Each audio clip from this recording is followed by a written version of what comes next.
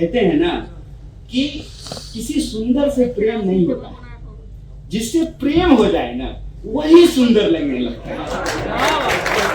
तो जो लोग मोदी जी से प्रेम में हैं तो मोदी जी का सब कुछ अच्छा लगता है ना।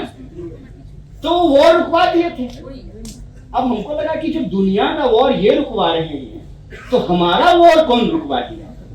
तो ट्रंप कहा कि धमकी दिए थे, ये शब्द है ट्रंप के, हमने धमकाया इनको कि व्यापार बंद कर देंगे।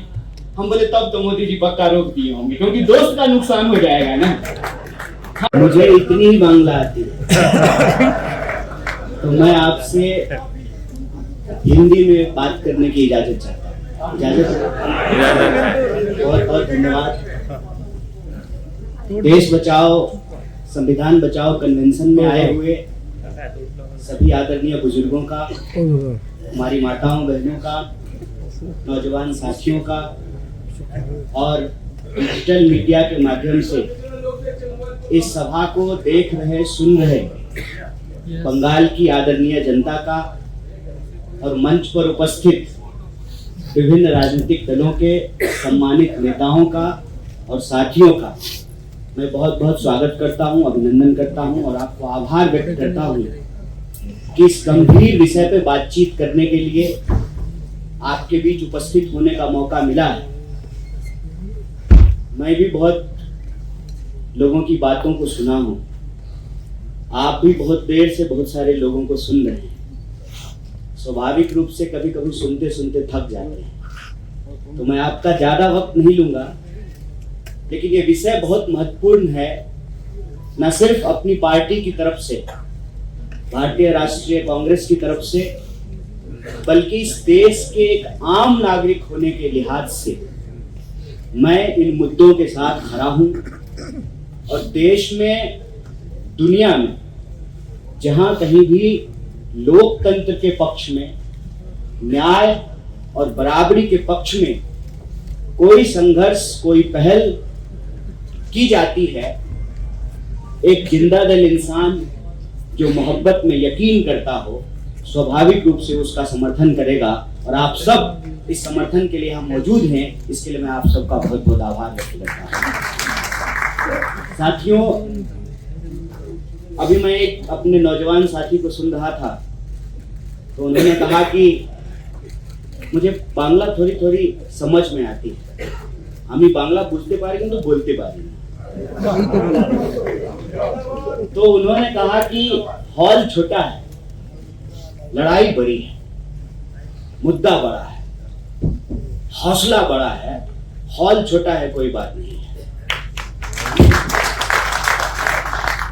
ये बोलना जरूरी है। मैं कहता हूं कि किसी चौराहे पे खड़ा होकर के अकेले बोलने की जरूरत है। अगर बोल सकते हैं तो बोलिए, लिख सकते हैं तो लिखिए। कोई अगर जुलूस जलसा आयोजित कर रहे हैं तो उसमें शामिल होइए। आपसे जो बन पड़ता है कीजिए। अगर कुछ नहीं कर सकते तो अपने घर की दीवारों पर आईन की किताब को लगाइए, संविधान को लगाइए। ये दौर अंधेरों के खिलाफ रोशनी फैलाने का दौर है। और जब हम आज यहां कलकत्ते में इस पर बातचीत कर रहे हैं तो मसला सिर्फ भारत का नहीं है, मसला पूरी दुनिया का है। आप देखिए कि जालिमों ने क्या साजिश रची है। लोकतंत्र के लिए पसीना नहीं बहाया, खून नहीं बहाया, कुर्बानियां नहीं दी, हमेशा राजे राजवारों के दरबार में उनकी चापलूसी करा करते थे। विस्तारवादी साम्राज्यवादी ताकतों के सामने नतमस्तक होकर माफी मांगते थे, चापलूसी करते थे, जासूसी करते थे। वैसी शक्तियां आज उसी जमहूरियत का इस्तेमाल करके कुर्सी पे बैठ करके उसी लोकतंत्र का गला दबा रही हैं, उसकी हत्या कर। बड़ा कमाल का दौर है।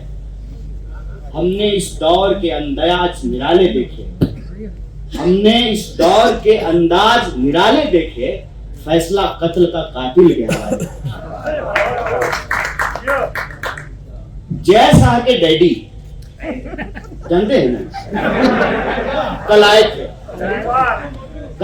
और आकर के कह रहे थे बेशर्मी अगर मापना हो ना, जैसे बुखार मापने के लिए थर्मामीटर लगाते हैं, इस देश की सियासत कितनी बेशर्म और पतित हो गया है, ये देखने के लिए आपको जय शाह के डैडी को सुनना चाहिए।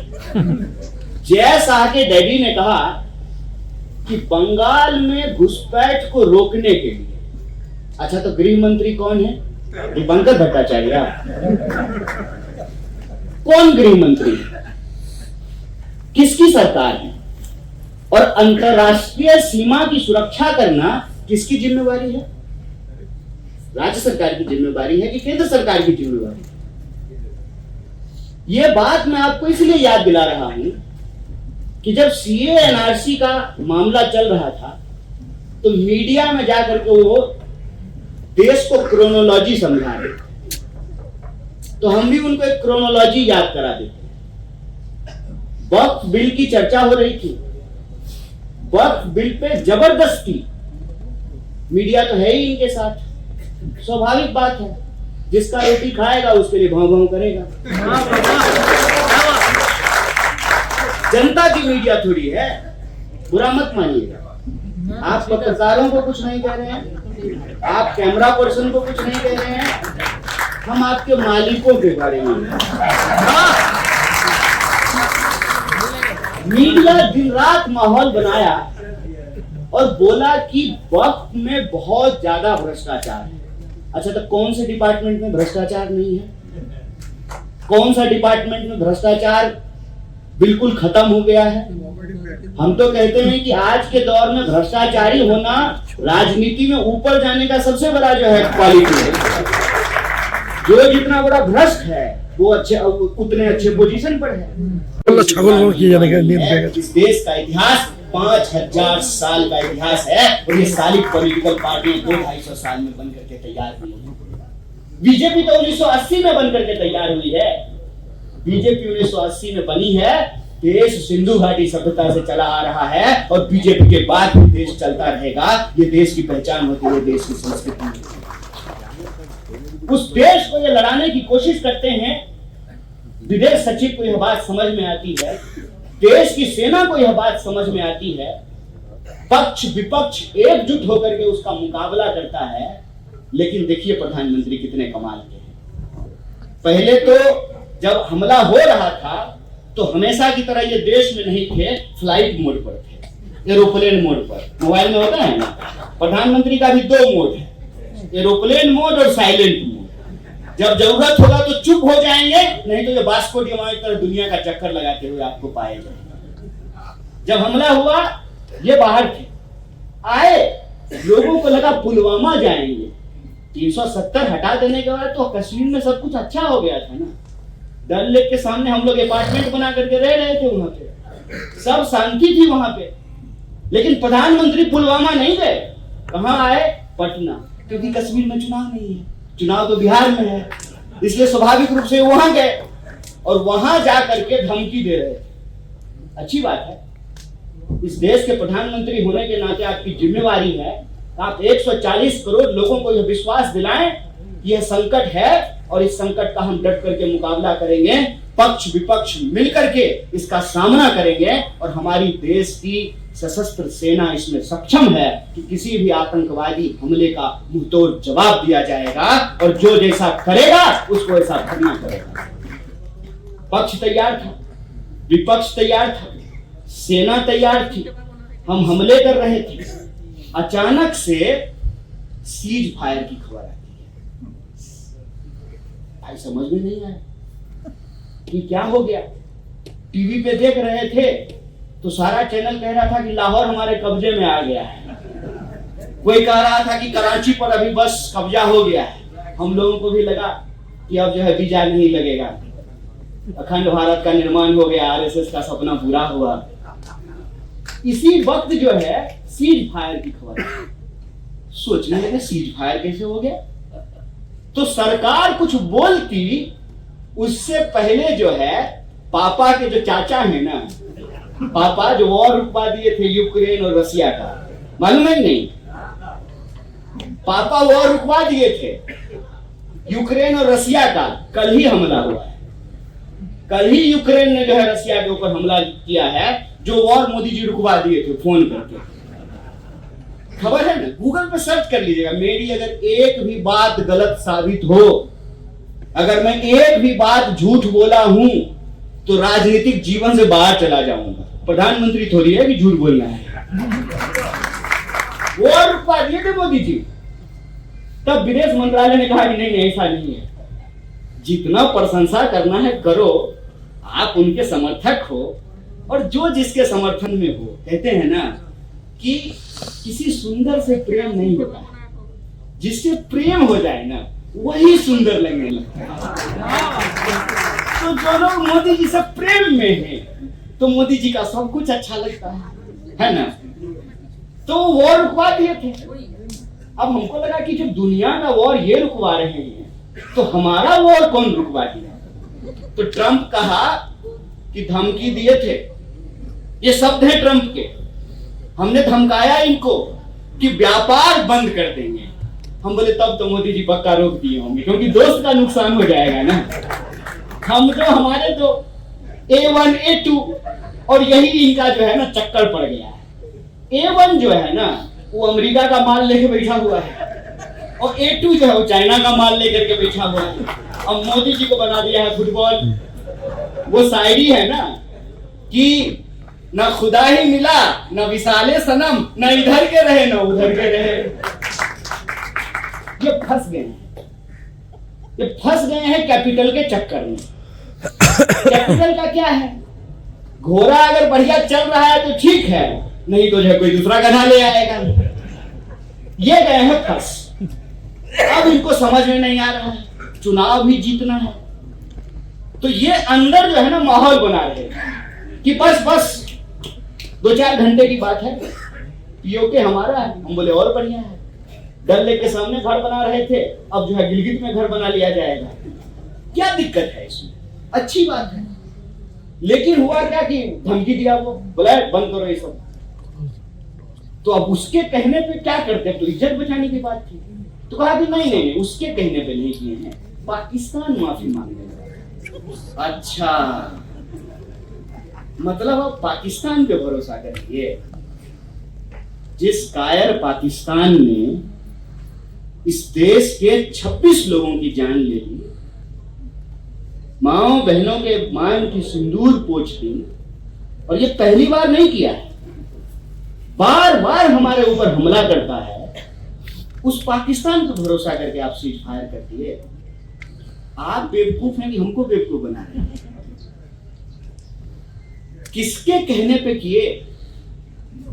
और यही सवाल जब विपक्ष ने पूछना शुरू किया, तो कहते हैं कि आप जो है देश के साथ नहीं खड़े। कमाल है। भारत का राष्ट्रवाद सामाजिक है। भारत के इतिहास में सिर्फ आस्तिकता का इतिहास नहीं है, नास्तिकता का भी इतिहास है। अगर आप राष्ट्रवाद को धार्मिक बनाएंगे, तो मुझे बताइए कि कबीर को क्या करेंगे?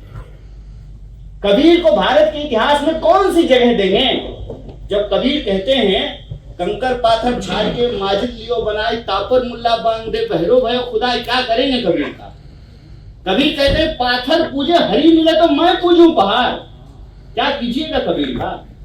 इस देश में अगर एकेश्वरवाद है, एक ईश्वर को मानने वाले लोग हैं, तो बहुएश्वरवाद भी है, बहुत सारे ईश्वर को मानने वाले। इस देश में अगर आस्तिकता का इतिहास है, तो इस देश में नास्तिकता का इतिहास भी है। जब चारवाक स्कूल ऑफ थॉट कहता है यम जीवेत सुखम जीवेत ऋणम कृत्वा भिवम पिएत, जो कुछ भी है यहीं पर है। और हमारे कामरेड लोग भी ये गीत गाते थे, तू जिंदा है तो जिंदगी की जीत पे यकीन कर, अगर कहीं है स्वर्ग तो उतार ला जमीन। क्या कहता है गीता? गीता कहता है कि कर्म सब कुछ होता है, कर्म प्रधान समाज है, और कर्म प्रधान अगर समाज है तो उस देश के राष्ट्रवाद को आप धर्म प्रधान कैसे बना सकते हैं? और इस पर फूले लिखते हैं कि माली का धंधा है, लोहार का धंधा है लोहे का काम करना, बढ़ई का धंधा है लकड़ी का काम करना। तो बताइए पंडित का धंधा क्या है? फिर पूजा कराना धर्म है कि धंधा? बताइए, हम नहीं कह रहे हैं, फूले कह रहे हैं। इस देश के इतिहास को आप एक पहचान में समेट करके नहीं रख सकते। हिंदू धर्म के भीतर अगर वैष्णव परंपरा है, क्या कहते थे गांधी? वैष्णव जनते तेने कहिए पीर पड़ाई जाने रहे। हाथ में तलवार लेकर के कौन सा धर्म बचा लीजिएगा? कौन सा धर्म बचा लीजिएगा? रावण जब मर रहा था तो राम लक्ष्मण को रावण के पास भेजते हैं और कहते हैं जाओ जाकर के कुछ सीख लो, बड़ा विद्वान आदमी था। इतना कपटी तो रावण भी नहीं था जितना आज के नेता लोग हैं जो कुर्सी पर बैठे हुए हैं। धर्म का भी एक नियम हुआ करता था। कोई नियम बताइए? हमला पुंछ में हुआ, पाकिस्तान के कायराने हमले से 16 लोगों की जान पुंछ में चली गई और प्रधानमंत्री रोड शो पटना में कर रहे हैं और कह रहे हैं कि मेरे रगों में जो है ना गरम सिंदूर बहता है। एक तो इनका जो है ना खून जो है वो चंद्रकांता सीरियल का अय्यार है। वो इच्छाधारी नाग नहीं होता है, जब चाहे तब रूप बदल ले। कभी कहते हैं कि खून में व्यापार बहता है, कभी कहते हैं खून में देशभक्ति बहता है, कभी कहते हैं खून में गरम सिंदूर बहता है, और कभी तो कहते हैं कि खून बहता ही नहीं है क्योंकि अवतार है ना, बायोलॉजिकल नहीं है, नॉन बायोलॉजिकल। ये प्रधानमंत्री ने कहा है, मैं नहीं कह रहा। ये प्रधानमंत्री के शब्द हैं कि मैं नॉन बायोलॉजिकल। तो नॉन बायोलॉजिकल है तो फिर खून तो नहीं बहता, फिर तो अमृत बहता है।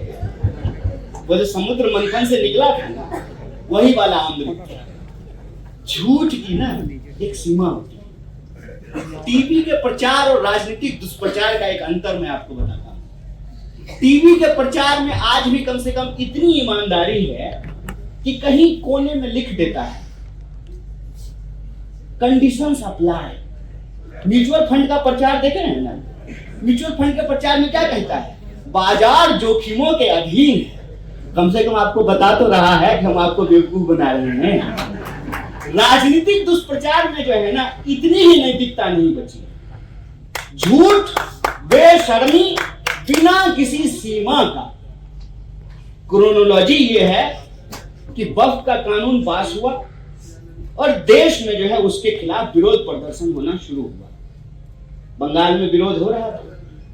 अब आप मुझे बताइए कि जब देश आपस में बंटने लगे, मान लीजिए कि अभी क्रिकेट मैच हो और हमारा बॉलर जो है बॉलिंग करे और कीपर डिसाइड कर ले कि हम एक भी कैच नहीं पकड़ेंगे, मैच जीतेंगे क्या? 140 करोड़ लोगों की एकता को यदि खंडित कर दिया जाए तो क्या देश तरक्की कर सकती है? देश विकास कर सकता है? कितना भी ट्रिलियन की इकोनॉमी हो जाए, जब जरूरत पड़ेगी तो हमको दुनिया के सामने भीख ही मांगना पड़ेगा। और यह स्थिति देश के भीतर लगातार पैदा की जाती है, सुबह से लेकर के शाम तक। आप कभी भी टीवी खोल लीजिए, आपको लगेगा इस देश में धार्मिक झगड़े के अलावा कोई मुद्दा नहीं है। पानी की कमी कोई मुद्दा नहीं है, रोजगार की कमी कोई मुद्दा नहीं है, महिलाओं के खिलाफ होने वाले अत्याचार का मुद्दा नहीं है, किसानों की आत्महत्या मुद्दा नहीं है, जवानों का आत्महत्या मुद्दा नहीं है। आपको सुन करके अगर आपके भीतर दिल है और धड़कता है तो आपको तकलीफ होगी वो सुन करके कि 1 घंटे में इस देश के भीतर 2 जवान आत्महत्या करते हैं। चौकीदारी आप करने लगे और देश के साथ हम लोग नहीं करें। कौन जिम्मेवार है इसके लिए, इस परिस्थिति के लिए? पूरा विपक्ष जब आपके साथ खड़ा है, देश की पूरी जनता जब आपके साथ खड़ी है, तो सवाल का जवाब किससे पूछा जाएगा? नेहरू जी से। चलिए हम लोग टेलीग्राम करते हैं नेहरू जी को, और नेहरू जी बताइए, आप ही के चलते सारा प्रॉब्लम हो रहा है। किससे सवाल पूछा जाए? 15वें साल में सरकार है आपकी, तीसरी बार, है ना। 3 बार प्रधानमंत्री हुए हैं आप, गृह मंत्री आपके हैं, रक्षा मंत्री आपके हैं। तो जो सवाल पूछे जा रहे हैं वो सवाल हम नहीं पूछ रहे हैं। एयर चीफ मार्शल ने कहा, ये उनके शब्द हैं, कि एक भी डिफेंस प्रोजेक्ट टाइम पे पूरा नहीं होता। इसके लिए सवाल किससे पूछा जाए? सलीम दा से कि राहुल गांधी से? किससे सवाल पूछा जाए? देश के रक्षा मंत्री से पूछा जाएगा ना, जिनको सिर्फ कड़ी निंदा करने से फुर्सत नहीं, हर चीज पे कड़ी निंदा कर देते हैं बस। भाई आपको सिर्फ कड़ी निंदा करने के लिए रक्षा मंत्री नहीं बनाया है, आप रक्षा मंत्री हैं। निंदा करने का काम विपक्ष का है। आप ही विपक्ष का काम करेंगे तो सरकार क्या करेगी? किससे सवाल पूछा जाए? उसके बाद सीडीएस ने कहा, एक इंटरव्यू है इस देश में, डॉलर के मुकाबले रुपया अपने निचले स्तर पे चला गया है।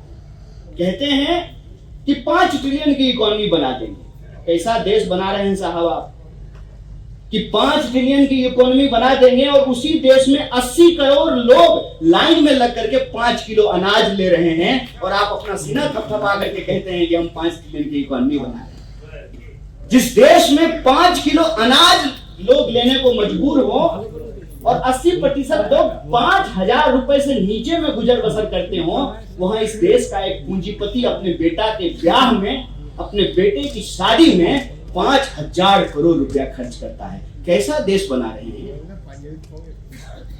क्या यह मकान जहां हम लोग बैठे हैं और संतुलन से, इम्बैलेंस से चल सकता है क्या? खड़ा रह सकता है क्या? हमारी नाक अगर बहुत लंबी हो जाए तो ये स्वस्थ होने की निशानी है। 2-4 लोग जो हैं उनके पास इस देश की 80% प्रॉपर्टी है, और 80% लोग जो हैं वो 5,000 रुपए में गुजारा करने को तैयार है। कैसा देश बना रहे हैं आप? और जब ये हमारी आंतरिक हालत होगी तो स्वाभाविक रूप से बाहर का जो दुश्मन होगा वो हमारे ऊपर हमला करेगा।